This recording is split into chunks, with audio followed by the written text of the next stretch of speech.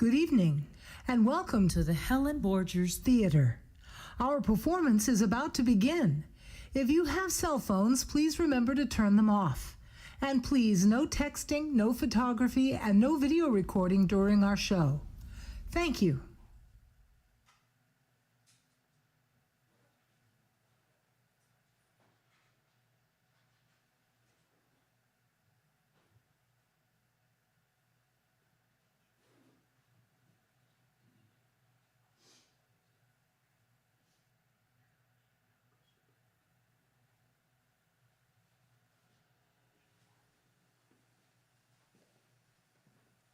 Good evening, ladies and gentlemen. Welcome to Studio One at the Helen Borgers Theater.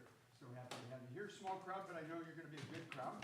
And we're going to do an old-time radio show for you. We're doing a great play called Sherlock Holmes and the Mysterious Case of Alice Faulkner. Now, the interesting thing about this particular story was that it was not written by Sir Arthur Conan Doyle, although he does get credit for it. It was written by William Gillette, and it was written for the stage. It was not a novel to begin with. And Doyle was supposedly working on it with Gillette, but not really. But they did give him credit for it. And it was a very successful play. It had probably about 7 or 8, bringing it back and running it again. And so that was good. And then Orson Welles got a hold of it, made it a radio drama, and that's what we're going to do for you today. So I think you're going to really enjoy it. Got a great cast here. So just some housekeeping. Emergency exit is this way and this way. And if we do have an earth tremor, please stay seated. Don't go out. You don't want to go out in the lobby. There's a lot of plate glass out there. Just stay where you are. Ceilings reinforced. All these lights up here are clamped and tethered. But if one should come out, just leave it in the front desk when you leave. Don't take it home with you, they're expensive. So now we do this in front of, we say we do this in front of a live studio audience, that's you. So if something strikes you funny, you can laugh, you can cheer, you can, whatever. You don't have to be quiet, but we are a webcast all over the world tonight. So live, so it's a lot of fun for us, and I hope it'll be a lot of fun for you. Yeah, all right. All right, so we're ready to go. We're on the air in 30 seconds. 30 seconds to airtime. Are we ready at the polling table? Yes, sir. Are we ready in the booth? How about the keyboards? Okay, actors, here we go. We're going to be on the air here in 5, 4, 3.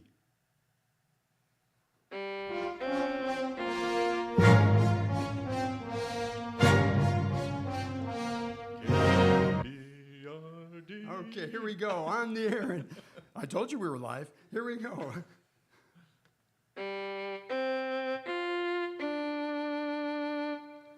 KBRD, Long Beach.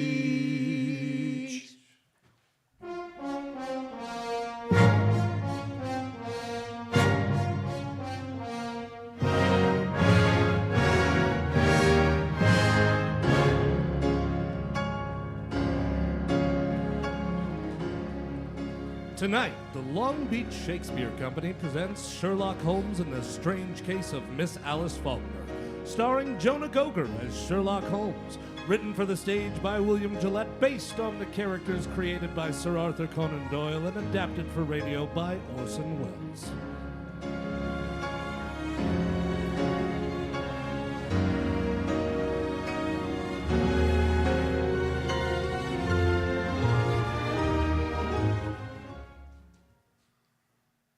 My name is Watson. I'm a doctor. It was in the year 1880 that Holmes and I were introduced by a mutual acquaintance. At the time, we were both looking for lodging that would suit our moderate means.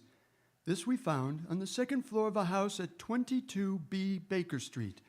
And it was during the years that we occupied these chambers together that Holmes established his unique international reputation as a consulting detective. During that time, I was privileged to be his daily companion, and I've done my modest share in giving the world an account of some of the most famous cases. Most famous of these are the ones of which I have written under the names of The Speckled Band, Sign of 4, Hound of the Baskervilles, and A Study in Scarlet. They represent, however, only a minute fraction of the 643 cases Holmes successfully solved. Now, other cases I hope one day to give to the world include the Tarleton murders, the sudden death of Cardinal Tosca, the adventures of Ricoletti of the Clubfoot, the case of Mrs. Farintosh, the circus belle, and the case of the royal family of Scandinavia. Each illustrate in their own way the remarkable genius of my friend Sherlock Holmes. Now, since my marriage 3 years ago, Holmes has continued to occupy the Baker Street lodges by himself. And here, almost every afternoon when my work in the office is finished, I'm in the habit of calling on him. The sitting room, as you go in, is exactly as it has been for the past 13 years. The worn bearskin rug, the huge sofa covered with faded chintz, the mantelpiece cluttered with miscellaneous objects, unanswered letters and piles of loose tobacco. On one side of the fireplace, in a deep armchair, his pipe curling forth slow wreaths of acrid tobacco, draped in his hideous purple dressing gown, sits Sherlock Holmes with his violin under his chin.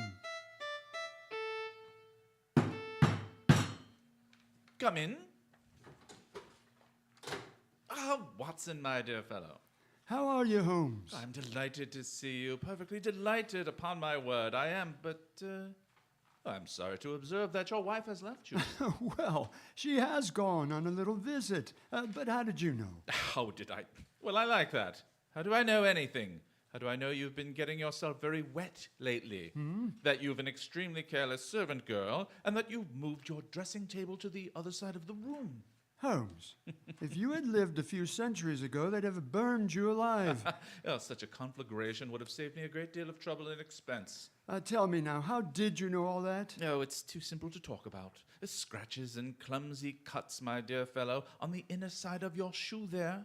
Just where the firelight strikes it, somebody scraped away crusted mud and did it badly. Scraped the shoe along with it. There's your wet foot, my dear Watson, and your careless servant girl. All on one shoe. Oh, yes. Face badly shaved on the right side. Always used to be on the left. Light must have come from the other side. Couldn't well have moved your window. Must have moved your dressing table. Well, of course. But how the deuce did you know my wife was away? Well, where the deuce is your second waistcoat button, Watson? And what the deuce is yesterday's boutonniere doing in today's lapel? And why the deuce do you wear the expression of... Marvelous. Oh, elementary, my dear fellow, elementary. The child's play of deduction. I'm only doing it for your amusement before we pass on to more serious matters. Oh? What is this now, Holmes? Watson, my dear fellow, in the enthusiasm which has prompted you to chronicle and, if you will excuse my saying so, somewhat to embellish my little adventures, you have occasionally seen fit to introduce a certain element of romance, which struck me as being just a trifle out of place, something like working an elopement into the fifth proposition of Euclid. I merely refer to this in case you should see fit at some future time to chronicle the case on which I am about to embark, the strange case of Professor Robert Moriarty. Moriarty.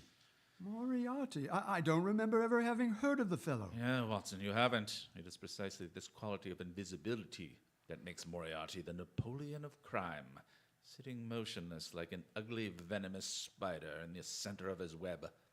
But that web having 1,000 radiations, and the spider knowing every quiver of every one of them.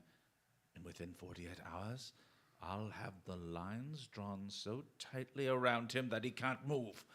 I'll arrest him and his entire gang. Why, Holmes, this is a very dangerous thing. My dear fellow, it's perfectly delightful. My whole life is spent in a series of frantic endeavors to escape from the dreary commonplaces of existence. For a brief period, I escape. Congratulate me. The day before yesterday, I received in this room the visit of a certain foreign nobleman who has recently inherited a very considerable title and who is about to be married.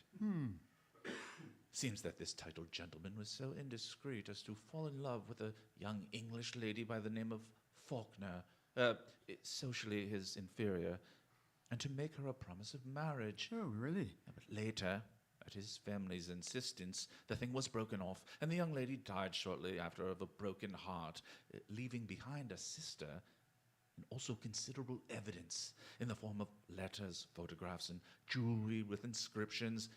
These the sister kept, and these, together with the sister, are now being held in a house in St. John's Wood by a pair of blackmailers who go by the name of Chetwood.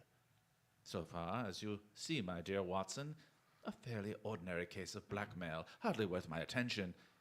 Last night, on my inspection, a certain element revealed itself which renders the case far more important than I had expected. And that element was? Professor Moriarty. Come in. Beg pardon, Mr. Holmes. Yes, Billy, what is it? Gentleman to see you by the name of Foreman. Oh, show him in, Billy, show him in. Yes, Mr. Holmes. Come in, Mr. Foreman. Good evening, Foreman. Oh, good evening, Mr. Holmes. Watson, this is Inspector Foreman. Inspector? Since the day before yesterday, he occupies the position of butler under the name of Judson in the home of Mr. and Mrs. Chetwood, the blackmailers of St. John's Wood. Well, Foreman, any news? Yes, sir. This morning, at little after 9, Chetwood and his wife drove away in a four-wheeler. They returned about 11. Bassick was with them. You know him, sir? Ah, yes. When I last had the occasion to meet Mr. Bassick, he got 2 years for safe-cracking. Yes. Go on, Foreman. Oh, well, they took this man Bassick into the library. I got a look at him from outside, and there he was opening the safe where they've been keeping the letters. Go on. Oh, well, in the end, when they got the safe open, it was empty. Well, the letters were gone. It seems like the Faulkner girl got them back somehow. That got them pretty excited. Bassick went out to send a telegram. Have you got a copy of it? Oh, yes, here it is, sir. It's in code. Moriarty. I thought so, Watson. This case is taking a most promising turn. Foreman, you'll return at once to the house in St. John's Wood. Within 10 minutes, I shall be there myself. If I remember correctly, the kitchen is immediately below the drawing room. Yes. Then, when I knock over a chair in the drawing room, you'll overturn a lamp in the kitchen, scatter smoke balls, and give an alarm of fire. All other instructions remain unchanged. Very good, sir. Hurry, Foreman. Yes, Mr. Holmes. Well, my dear Watson, it begins to look like a most interesting evening.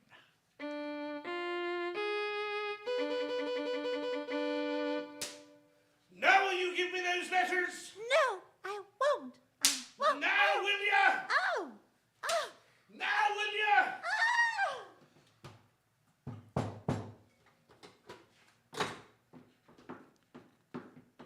Ah, good evening.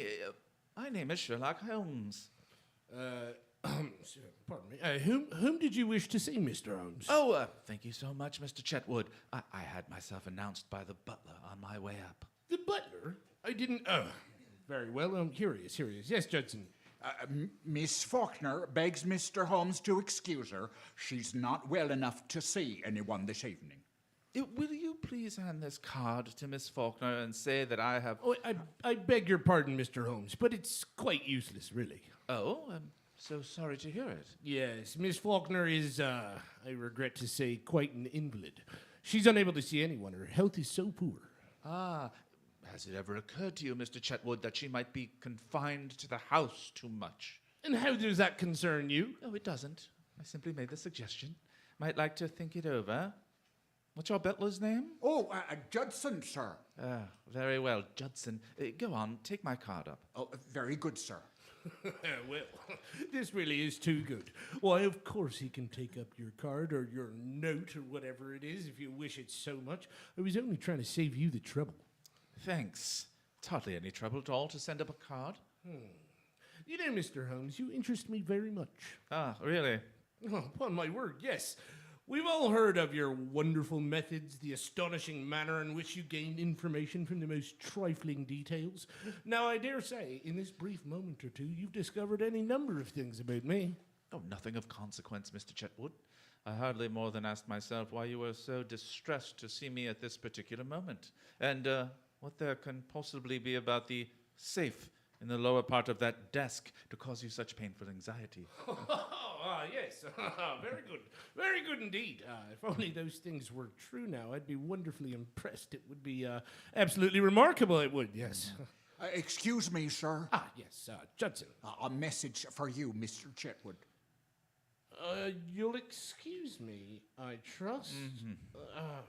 It's from her, Miss Faulkner. Well, really, she begs to be allowed to see you, Mr. Holmes. She absolutely implores it. Well, I suppose I shall have to give way. Judson, ask Miss Faulkner to come down to the drawing room. Say that Mr. Holmes is waiting to see her. Oh, very good, sir.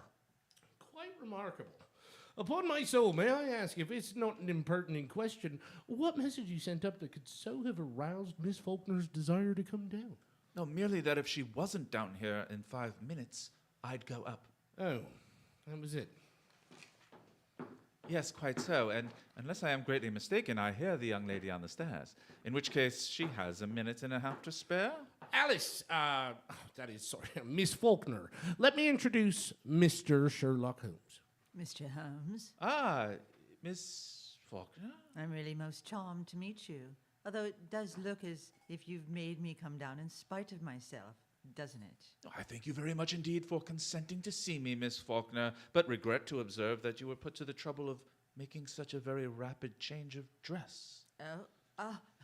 Yes, I did hurry a trifle, I confess. Mr. Holmes is quite living up to his reputation, isn't he, Freddie? Come in. Yes, ma'am. What are you doing here, Judson? I beg your pardon, ma'am. I was answering the bell. What bell?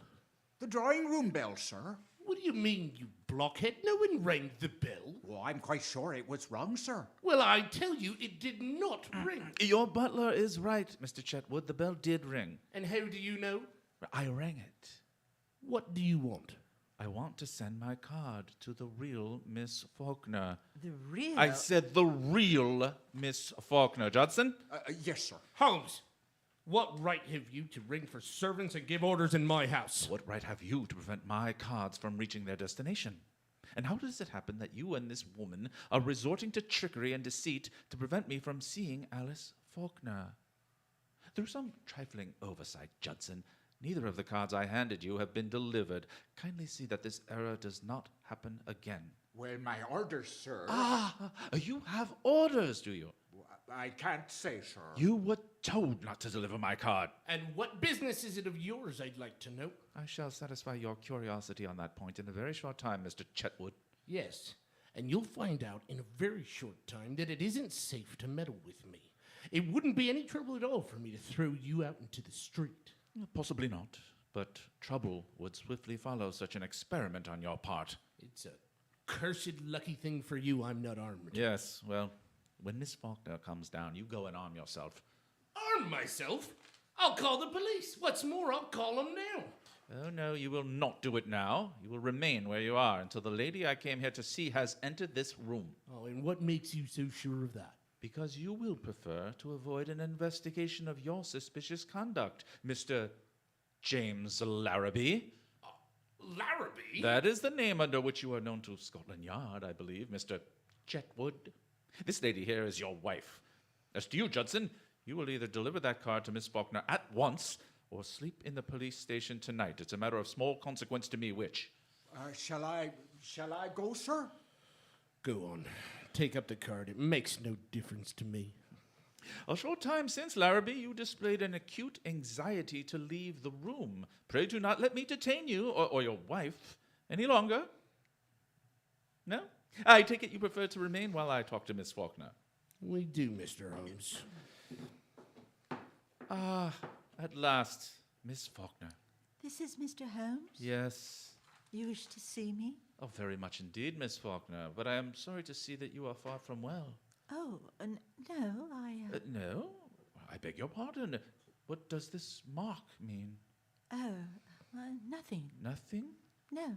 And the mark here on your neck, plainly showing the clutch of a man's fingers. Does that mean nothing also? It occurs to me that I should like to have an explanation of this. Perhaps you can furnish one, Mr. Larrabee. And how should I know? Well, it seems to have occurred in your house. And what if it did? You'd better understand that it isn't healthy for you or anybody else to interfere with my business. Ah, then it is your business. We have that much at least. Pray be seated, Miss Faulkner. I don't know who you are, Mr. Holmes, or why you are here. I shall be very glad indeed to explain. My business is this. I've been consulted as to the possibility of obtaining from you certain letters addressed to your sister, which are supposed to be in your possession. I cannot give you my sister's letters, Mr. Holmes. There are other things besides revenge. There's punishment. Oh, well, believe me, Miss Faulkner. There's nothing more to say. Good night, Mr. Holmes. But my dear Miss Faulkner. Oh, I'm so sorry. How clumsy of me to turn over this chair. Fire! Fire! Help! What's that? What's that? What's going on in your house here? What is it? What's going on? Fire, Mr. Chetwood! Fire? Where? The lamp, sir. Lamp? The lamp in the kitchen, sir. It fell off the table, and everything's going blazing, sir. Blazing? Quick, sir, come down. We're coming. Don't alarm yourself, Miss Faulkner. It's okay. There is no fire. No fire? No, the smoke was all arranged for. Arranged for? What does it mean, Mr. Holmes? It means that I wanted a package of letters, Miss Faulkner, and that by following your eyes just now when you thought there was a fire, I discovered that you'd hidden them in the upholstery of this chair. Aha! Quite elementary, as you see. And now that they are in my possession, there seems to be no reason for me to remain any longer in this house. Good night, Miss Faulkner. Oh, Miss Faulkner, Yes? I can't take them, Miss Faulkner. These letters belong to you. I find I cannot keep them, unless you can possibly change your mind and let me have them of your own free will. No, I hardly supposed you could. I will therefore return them to you, and... oh, here's our friend, Mr. Larrabee, returning from the fire. So, you've got the letters, have you? Now, I suppose we're going to see you walk out of the house with them. On the contrary, you're going to see me return them to their rightful owner. Miss Faulkner, here are your letters.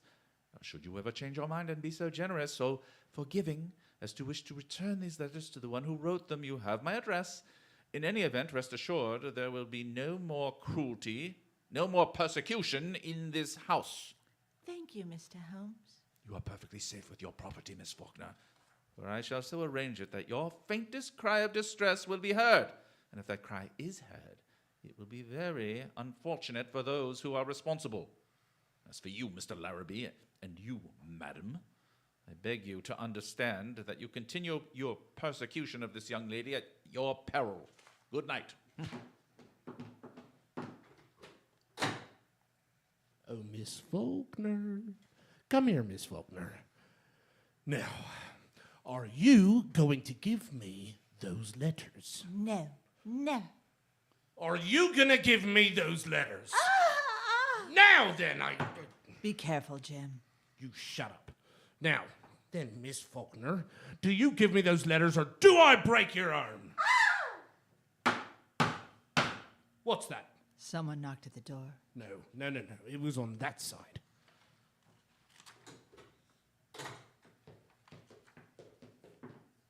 Did you call, madam? I think someone knocked, Judson. I'll see, madam.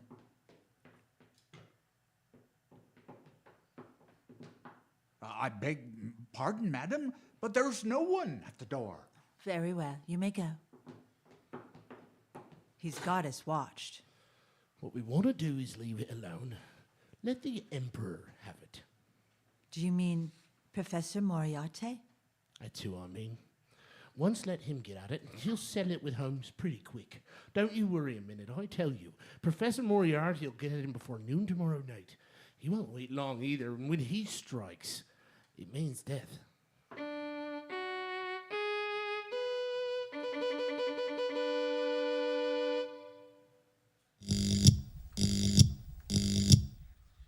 Number? 82 V 71. Correct. Moriarty speaking. Come in, Busick.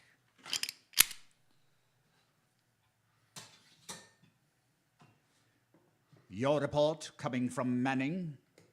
The whole thing was a trap. Set and baited by an expert. And Manning? Manning has disappeared. Disappeared. Sherlock Holmes again. And now this Larrabee job. He's in on that too.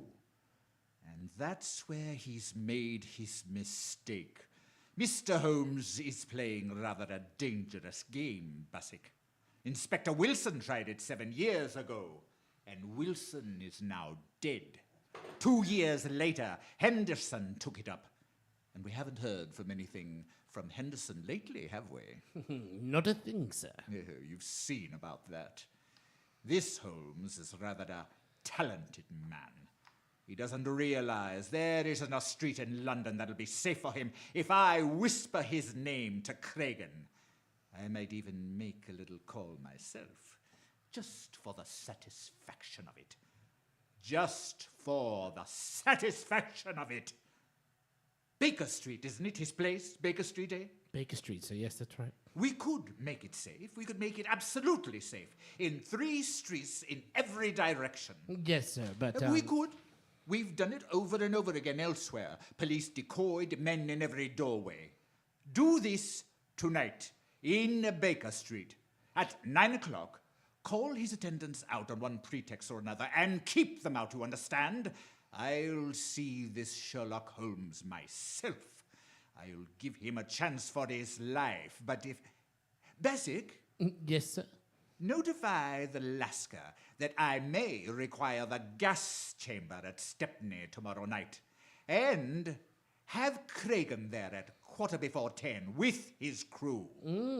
And tell Larrabee I shall want him to write a letter to Mr. Sherlock Holmes, which I shall dictate. Meet me here at 7. And, Basick, place your men at 9 o'clock at Sherlock Holmes's house in Baker Street. You'll still go there yourself, sir? I will still go there myself. But this meeting tonight, sir, to get him into the gas chamber? If I fail to kill him in Baker Street, we'll have him in Swandam Lane. Either way, I have him, Basick. 2 strings to our bow. 2 strings, eh, Basick?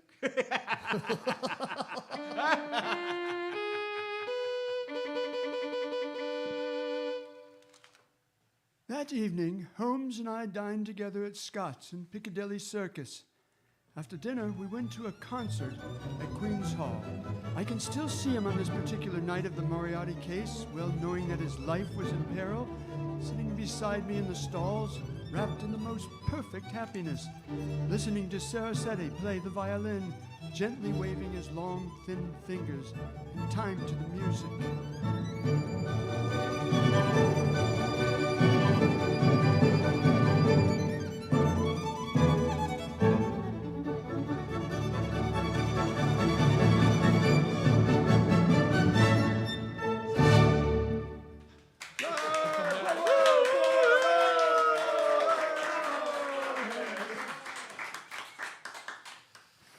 When it was over, he rose, put on his long coat, and started with long steps in the direction of the street. Come, my dear Watson, let's go home to Baker Street. I have an idea that very soon we shall be receiving a most interesting visit. In front of Queen's Hall, we hailed a hansom, and as we came down Baker Street, we could see that the light was burning on the 2nd floor of 221B. We went up the dark, narrow stairs. Mr. Holmes? The boy Billy was waiting for us. Mr. Holmes? Yes, Billy, what is it? Mrs. Hudson's compliments, sir, and she wants to know if she can see you. Well, where is Mrs. Hudson? Downstairs in the kitchen, sir. Well, my compliments, but I don't think she can see me from where she is. She'll be very sorry, sir. Our regret will be mutual. It was most terrible important, sir, seeing as she wants to know what time you'll have your breakfast in the morning. The same time. Same as when, sir? Oh, this morning. But you didn't have nothing, sir. You wasn't here. And I won't be here tomorrow. Yes, sir. Was that all, sir? Quite so. Thank you, sir. Oh, Mr. Holmes, is a letter for you, sir, on the table, delivered 10 minutes ago. Oh, do read it, Watson. There's a good fellow while I put on my dressing gown. Yes, let me see here. Dear sir. Who thus addresses me? Oh, let me see. James Larrabee. No, what has James to say this evening? Dear sir. No, I hope he won't say that again. No, I'm sure he won't. I have the honor to inform you that Miss Faulkner has changed her mind regarding the letters, etc., which you wish to obtain, and has decided to dispose of them for a monetary consideration. Now, if you wish to negotiate, will you be at 9 o'clock at the Guards Monument at the foot of Waterloo Place?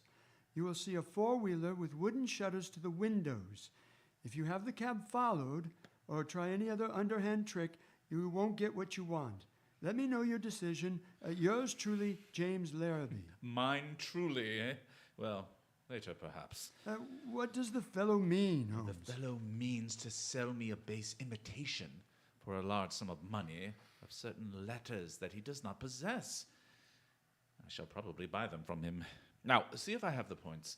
Tonight, 9 o'clock, Guards Monument, cab with wooden shutters, no one to come with me, no one to follow, or I don't get what I want. Quite right. Ah.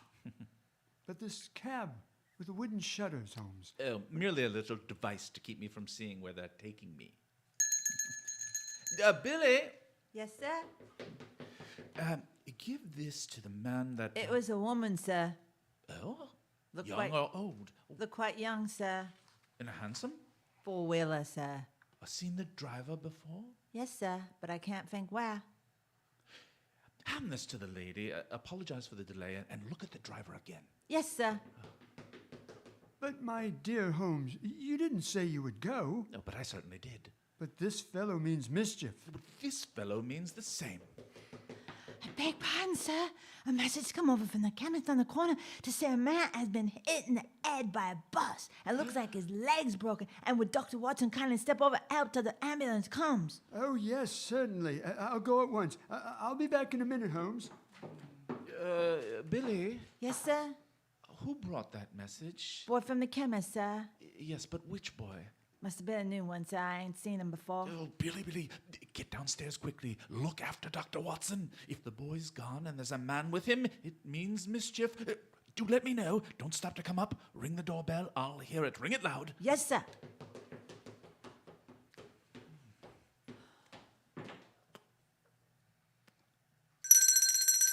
Look out, sir! Look out! Look out! Look out!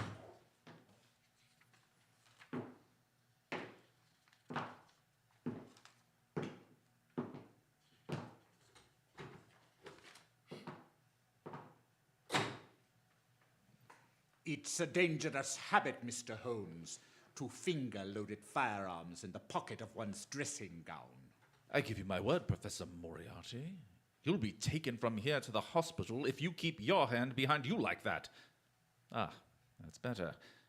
In that case, please put your revolver on the table.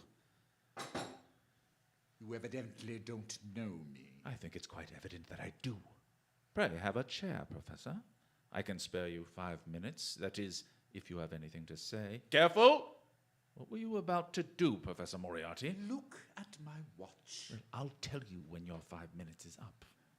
Is it your intention to pursue this case against me? That is my intention, to the very end. I regret this. Not so much on my own account, but on yours. Well, I share your regret, Professor, but solely because of the rather uncomfortable position it will cause you to occupy. May I inquire as to what position you are pleased to allude, Mr. Holmes? I refer to the position you will occupy at the end of a rope, Moriarty. And have you the faintest idea that you'd be permitted to live to see that day? As to that, I do not particularly care, so that I bring you to see it. You'll never bring me to see it.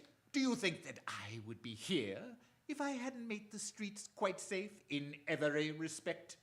Well, I could never so grossly overestimate your courage as that, Professor.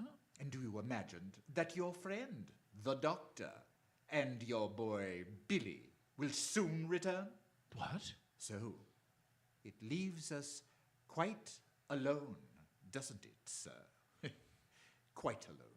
So that we can talk the matter over quietly, Mr. Holmes, and not be disturbed.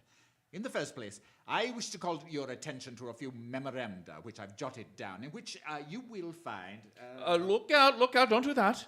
Get your hands down quickly, a little farther away from that memorandum book you're talking about. I was merely about to take out a small notebook. Well, merely don't do it.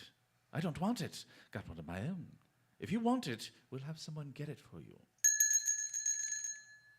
I always like to save my guests unnecessary trouble.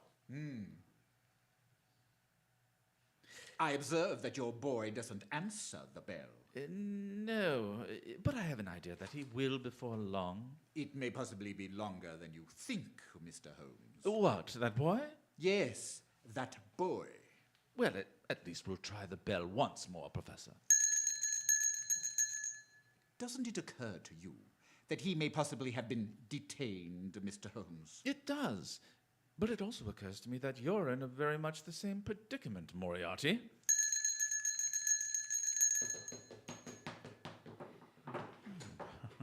I beg pardon, sir. Someone tried to hold me, sir. It's quite evident, however, that he failed to do so, Billy. Yes, sir. He's got me covered, sir, but he ain't got me. Billy? Yes, sir. Billy, the gentleman I am carefully pointing out to you with this 45 desires to have us get something out of his left-hand inside coat pocket, as he's not feeling quite himself today, and the consequences of his trying to do it himself might prove fatal. I suggest you attend to it for him. Yes, sir. Is this it, sir, this gun? Oh, quite so, Billy. Put it on the table. Not there.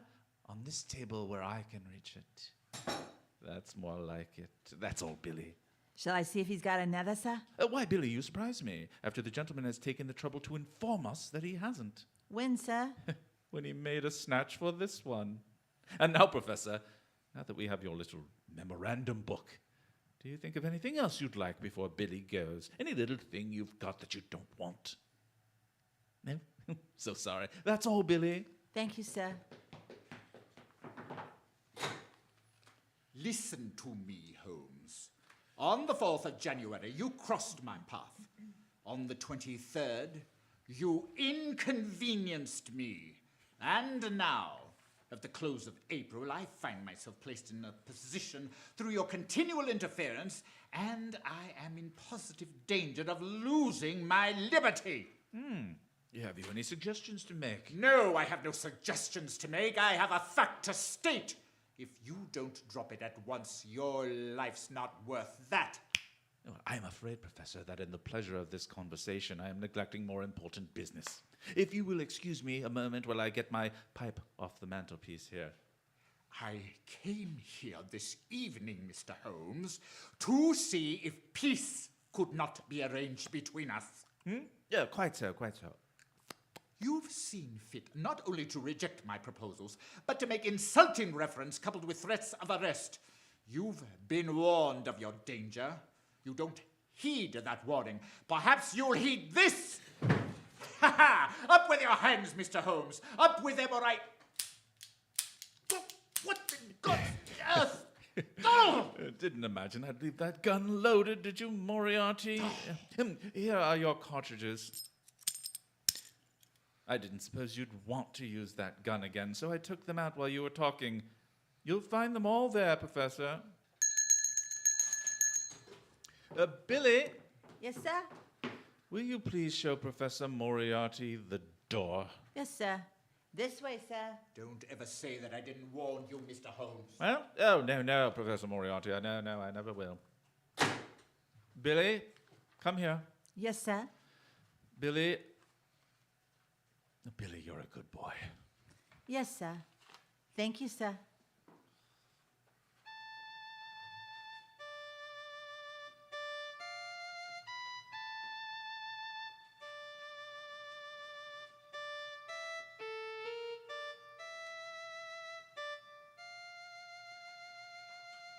We'll be right back after this word from our sponsor.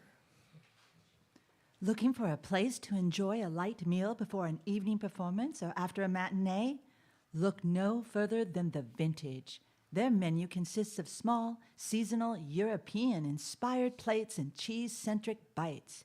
The focus is on simple, quality ingredients, and they strive to make as many items in-house as possible. They also offer several cheese and charcuterie flight options. The wine list was carefully curated to pair with their cheese selections. Order a wine flight to complement your cheese flight, or buy a pound of cheese and a bottle of wine to take home. They offer 8 beers on tap, including several from the 10 Mile Brewing Company in Signal Hill. The Vintage also has a well-stocked cheese shop with cheeses from around the world. You will find The Vintage at 4236 Atlantic Avenue in Long Beach, Wednesdays through Saturdays, 11 a.m. to 8 p.m., and Sundays from 11 a.m. to 6 p.m. Give them a call at 562-349-0045. Again, that number was 562-349-0045. The Vintage, for all your cheese needs. We now return to the Long Beach Shakespeare Company's presentation of Sherlock Holmes and the Strange Case of Miss Alice Faulkner. This is KBRD Long Beach. It was exactly 9 o'clock when Sherlock Holmes left the house in Baker Street. He had given the strictest instructions that no one was to follow him. If there had been no word from him by noon of the following day, we must notify Scotland Yard. I went to the window and looked after him as he went down Baker Street, a tall, thin figure in a gray ulster, walking with long, smooth steps in the direction of Langham Place. There, he entered a cab.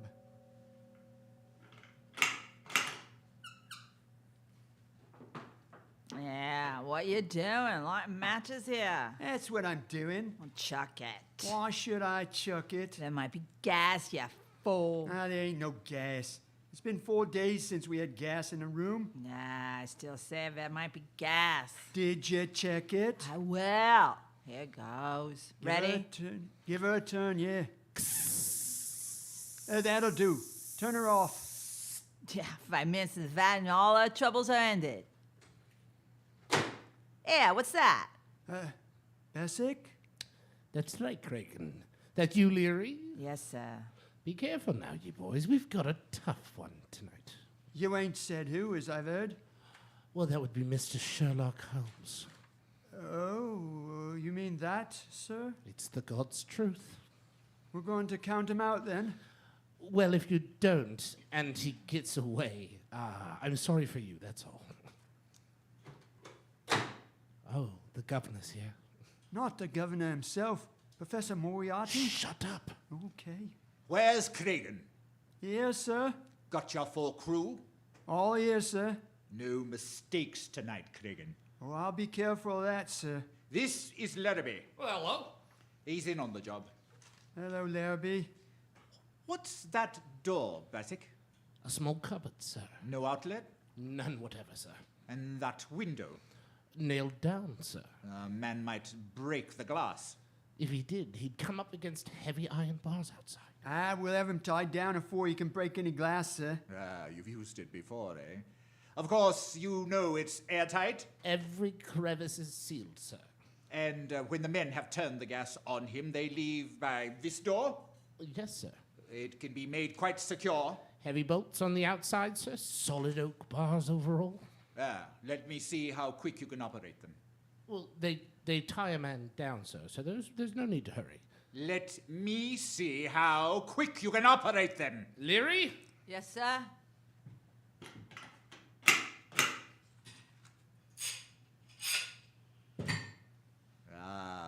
That's good. Open it up. Now, Cregan, and the rest of you, one thing remember. Whatever happens, no shooting tonight, not a single shot. It can be heard in the alley below. The first thing is to get his revolver away before he has a chance to use it. 2 of you attract his attention from in front. The other come up from behind and snatch it out of his pocket. Then you have it. Arrange that, Cregan. I will attend to it, sir. Mr. Larrabee, you understand? They wait for you. I understand, sir. I give you this opportunity to sell him the packet of letters you forged and get what you can for your trouble. A few £100 doesn't interest me, Mr. Larrabee. What I am after is Holmes. I understand, sir. I understand. When you've finished and got your money, you whistle. And, gentlemen, come in. Let's hit it. You hear that, Cragen? That's right. And, Cragen, at the proper moment, present my compliments to Mr. Sherlock Holmes and say that I wished him a pleasant journey to the other side. Come on, Bessick. Good night, gentlemen. Hey, good night, sir. Good night, Larrabee. Good night, sir. All right, boys. Clear?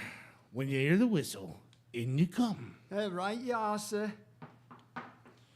All right, now, Leary, Yes, sir. you get down in the corner below and let me know when he comes. How will I know? Well, when you see him driving up, come down the alley and whistle 3 times. Very good, sir. Yeah, what's this? Ah! Hey, how'd you get in? What are you doing in the back there? What is it, Leary? A woman here in the back. Well, bring her in. Come on, you. Come on. Oh, so it's you, Miss Faulkner. It's true then? How did you get to this place? Followed you in a cab. What have you been doing since I came up here? Informing the police, perhaps? No, I was afraid he'd come, so I waited. To warn him, I suppose. Yes, to warn him, yes. You're going to swindle and deceive him, sell him a packet of false letters. I know that. What else are you going to do to him? Well, wouldn't you like to know? Where are those men who came up here? What men? 3 terrible-looking men. I saw them go in the street door. Oh, you don't mean these men, do you, Miss Faulkner?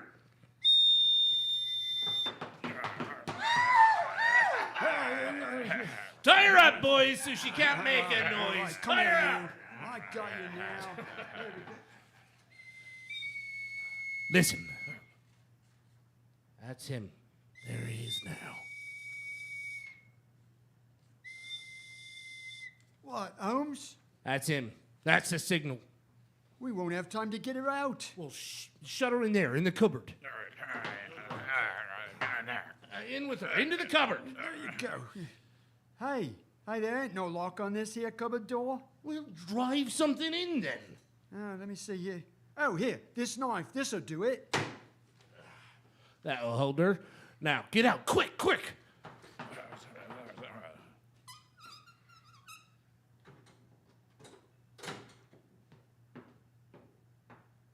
Well, good evening, Mr. Holmes. Ah, Mr. Larrabee.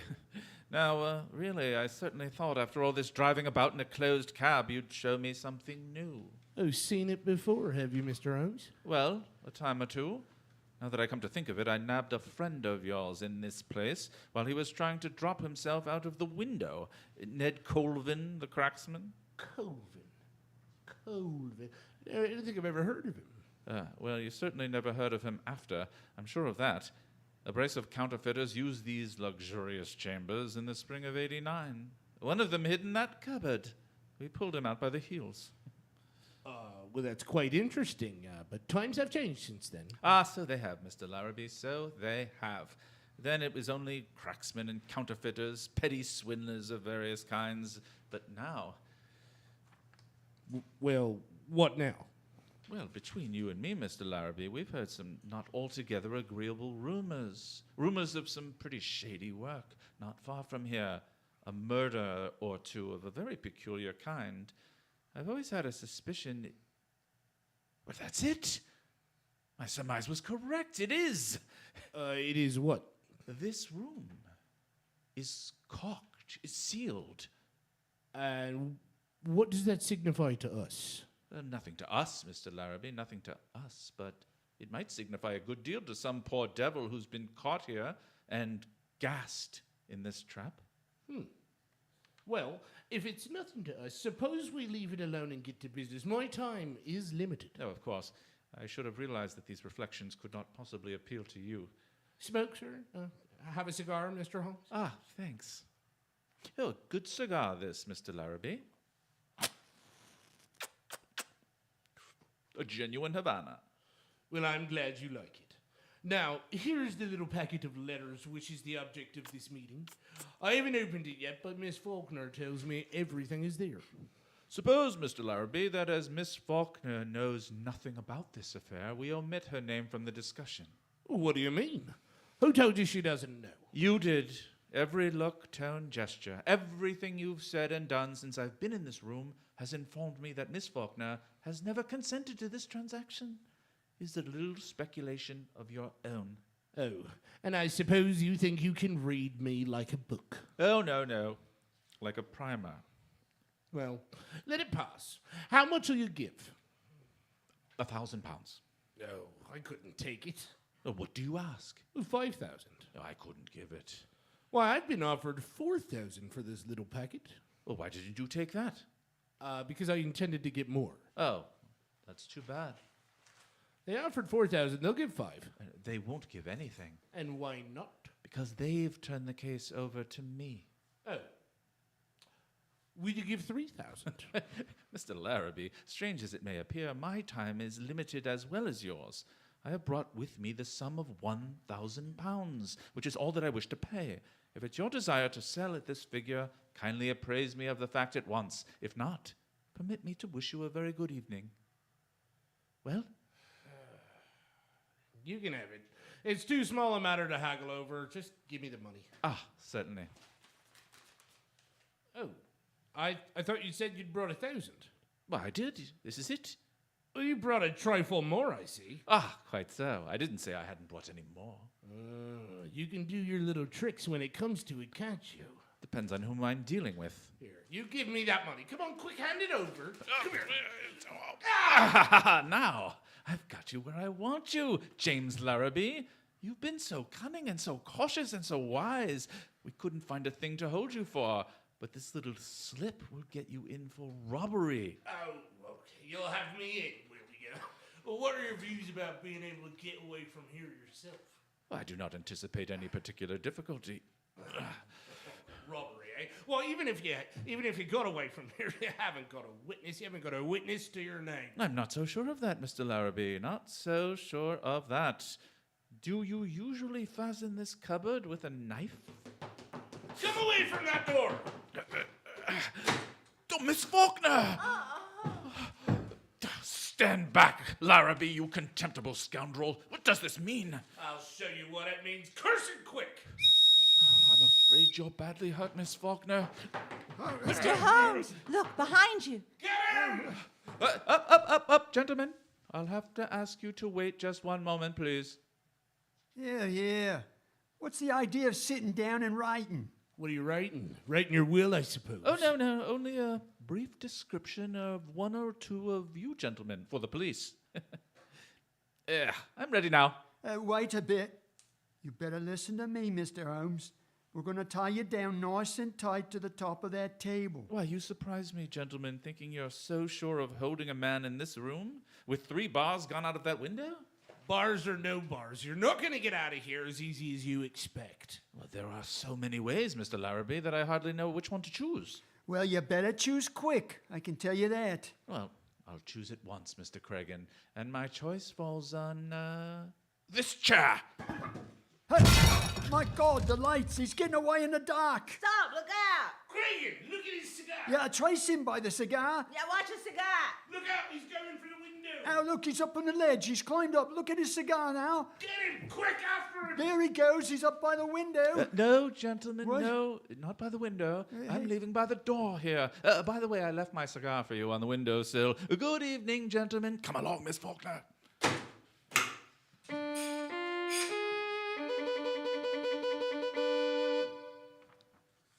There was no news of Holmes that night, and Billy reported next morning that he had not breakfasted at home.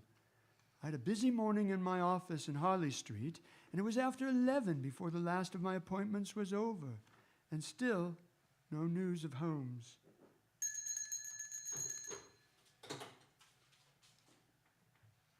Did you ring Dr. Watson? Oh, Parsons, is there anyone waiting? I have to be in Baker Street at noon. There's one person in the waiting room, Doctor, a lady, sir, and she wants to see you most particular. What about? She didn't say so. Only she said it was of the utmost importance to her if you would like to see her, sir. Oh, very well. I'll see her. And call a cab for me at the same time and have it wait. Show the lady in. Of course, sir. This way, Mum, this way. Ah, Doctor, it's awfully good of you to see me. I'm Mrs. H. DeWitt Seaton. Oh, dear me, I didn't bring my card case. Oh, if I did, I've lost it. Well, don't trouble about a card, Mrs. Seaton. They said that you were Mr. Holmes' friend. Several people told me that. Yes, several. They advised me to ask you where I could find him today, this morning, and everything depends upon it, Doctor. Everything. I'd go to Mr. Holmes at once if I were you. Oh, but I've been, and he wasn't there. You went to Mr. Holmes' house? Yes, in Baker Street, and that's why I came to you. They said he might be here. No, he isn't here. But don't you expect him this morning? No, there's no possibility of Holmes coming as far as I know. Oh, but couldn't you get him to come? It would be such a great favor to me. I'm almost worn out going about and with all this dreadful anxiety. Oh, if you could get word to Mr. Holmes to come. I could not get him to come, madam, and I beg you to excuse me. I'm going out myself on urgent business, and I have no idea where Mr. Holmes could be. Oi, look out! What's that, Parsons? Sounded like an accident, sir. Probably nothing more than a broken-down hansom. See what it is, Parsons? If that's the bell, sir, somebody's hurt, sir, and they're wanting you. Well, don't allow anybody to come in. I have no more time. Very well, sir. Oh, but they're coming in, Doctor. Let us in, let us in. Let the old man come in, can't you? We had to bring him in. There ain't nowhere else for him to go. Oh, Fate and Bagara, what kind of a doctor's office is this when he can't come in when he's hurt? The doctor can't see anybody. He's got to come in. We can't leave him out here in the street, can we? All right, help him in, Parsons. Oh, Doctor, isn't it frightful? Can I be of some use? None whatever, madam. Oh, but Doctor, I must see the poor fellow. Oh, my leg. Oh. Right this way, sir. Be careful of the sill, sir. That's it. It was a accident. You can't help a accident. You can't help an accident. That's plain enough. Oh, he was on the wrong side of the street, he was. Now, sir, come on, over to this chair. No, I'll sit here. No. This is the chair, sir. Don't you suppose I know where I want to sit down? You'll sit down here. Oh, that isn't the doctor. Now the doctor will have a look at you. Here's the doctor. That isn't a doctor. Yes, it is the doctor. Yeah. Doctor, could you just come over and have a little look at this old bloke, will you? He's had himself a Yes, well. surely. Are you the cabman? Yes, I'm the cabman. Well, I'll have you arrested for this. I will. Arrested? Arrested. You can't arrest me. Oh, somebody can. Where's my hat? Where's my hat? Oh, never mind your hat. I will mind my hat, and I'll hold you responsible. Oh, your hat's in your hand. Now go on, sit down. This isn't my hat. Here, you're responsible. I'll have you arrested. Oh. I can't stick around here, you know. I got a tend to me black horse. Oh, your horse. Bring your horse in here. I want to speak to him, I do. Oh, it's a conspiracy. I won't stay in this place if I ever get out of here alive. What do you stare at me for, lady? Oh. Parsons, tell that cab to wait for me. I must see if he's badly hurt. But of course, sir. Now, my friend, if you'll sit quiet for one moment, I'll have a look at you. Will you stay still, will you? Well, how can I help it? Remarkable. Sir. Remarkable weather we're having, Doctor? Holmes? What on earth? How about helping me remove some of this ridiculous disguise, Watson? Holmes, it is you. Quite so, my dear fellow, quite so. Holmes? Watson? Watson, don't let her get out that window. Look out the blind. What do you want me to do? Oh, nothing. It's already been done by Mrs. Larrabee here. Look out, Holmes. She can get out that way. Oh, I don't think so, Watson. Foreman! Not to worry, I've got her, sir. Good work, Foreman. Now, take this lady in charge. Yes, sir. A very good foreman. Wait for me outside? Yes, sir.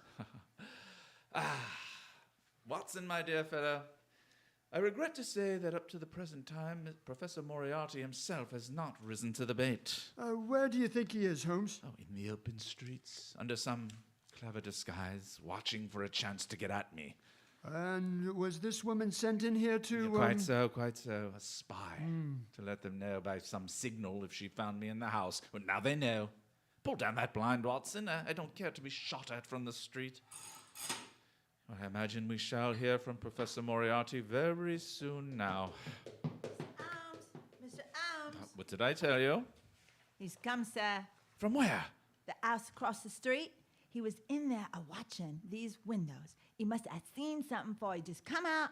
There was a cab waiting in front of his house, sir, and he climbed up and changed places with the driver. Oh, get out again quick, Billy, and keep your eye on him. Yes, sir. Thank you, sir.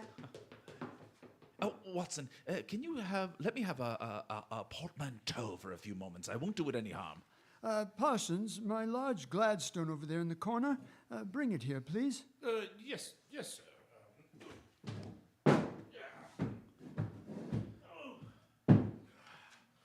Here you are, sir. Here's the portmanteau. Oh, thank you, Parsons. Well done. Thank you.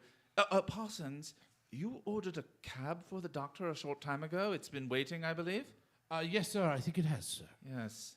Be so good as to tell the driver to come in here and get a valise. When he comes, tell him that's the one. Very good, sir. My dear Watson, in times like these, you should tell your man never to take the first cab that comes on call, nor yet the second. The third one may be safe. But Holmes, I was just trying to get a... All right. this now? I'm coming. Yes, cabby. Right in this way. This bag, driver, I want taken down to the street. Oh, right yar, Governor, right yar. Oh, all right. Goodbye, Watson, old fellow. Wait a minute, driver. It's pretty heavy, I'm afraid. Let me help you. Watson, I'll write to you from Budapest. Yes, but Holmes... Here, driver.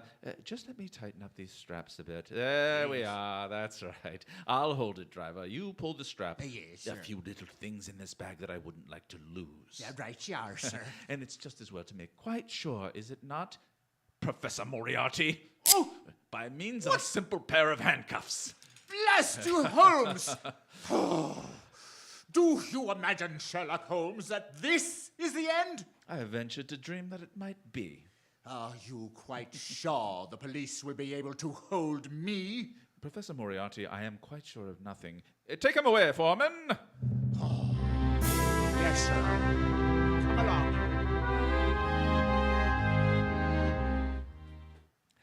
And so, my dear Watson, ends the strange case of Miss Alice Faulkner. Well, what about the letters? Oh, they were returned to their rightful owner over an hour ago. I suspected from the start that Miss Faulkner was really a nice girl at heart. Oh, dear. What is it, Holmes? I was just reflecting, my dear Watson, with Moriarty out of the way. London, from the point of view of the criminal expert, is likely to become a singularly uninteresting city again. One's morning paper, a veritable wilderness of boredom. Mr. Holmes. Yes, Billy? It's a lady, sir. Been waiting an hour. Says she's got to see you, sir. Case of murder, she says. She's got her face veiled. Oh, from which I deduce that she is a lady of over 41 and less than 45, of a strange dark beauty and considerable social eminence, and that she has lived for some years in the Near East, and that she is now wearing a large blood ruby on the second finger of her left hand. Holmes, how do you know these things? It's amazing. Elementary, my dear Watson, elementary. The child's play of deduction.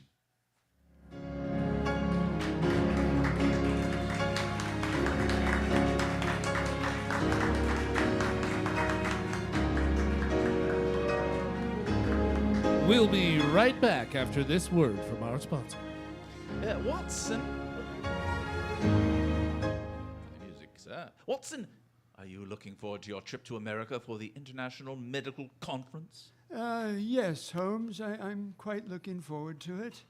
Here is your teas as ordered, sirs. I took the liberty of bringing up some biscuits. Oh, thank you, Mrs. Hudson. Now, Watson, I detect some reluctance in your response. What is troubling you about this trip? You know me, Holmes. I get homesick easily, and California is so far from here. If I may make a suggestion, Doctor? By all means, my dear lady. As you know, my sister Alice moved to Long Beach, California a few years ago. The very city in which the conference is being held. Yes, sir. My sister told me of a little theater, the Helen Borgers Theater, I believe they call it. It is home to the Long Beach Shakespeare Company. Quite right. They have a wonderful company there. I understand they even perform plays about detectives. Plays about detectives? I never heard of a Shakespeare company doing such a thing. Well, it is in California. Oh, yes, I see your point there, Holmes. Thank you, Mrs. Hudson. Seeing a play by our very own bard would be of some comfort. Oh, it would, yes. But that's not the establishment that I meant to tell you about.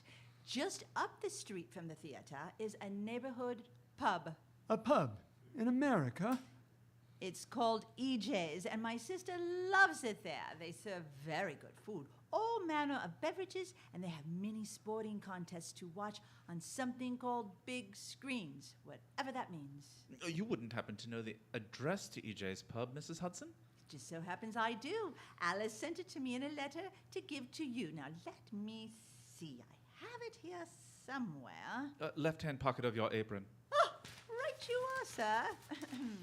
4306 Atlantic Avenue in Long Beach, California. You can ring them up at 562-424-5000. A Shakespeare play and then a visit to EJ's pub. Sounds like just the right prescription for a little homesickness, Watson. Yes.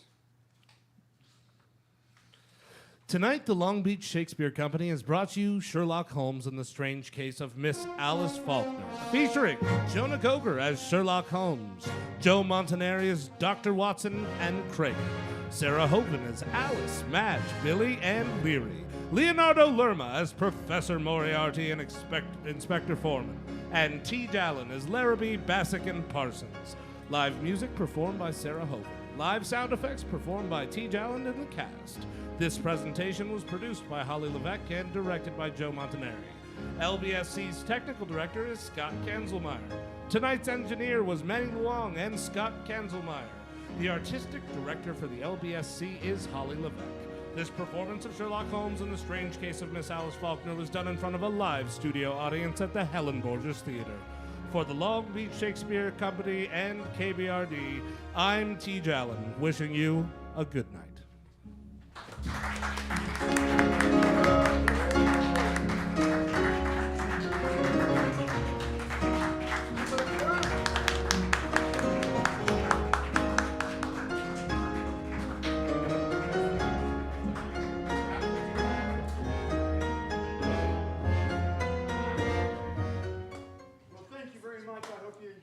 Show. Hey, you were a great audience. Thanks. You really participated. I appreciated that very much. If you liked us, let your friends know. If you didn't, let your enemies know. We just need to get people in the theater. We could come out and meet some of the actors out in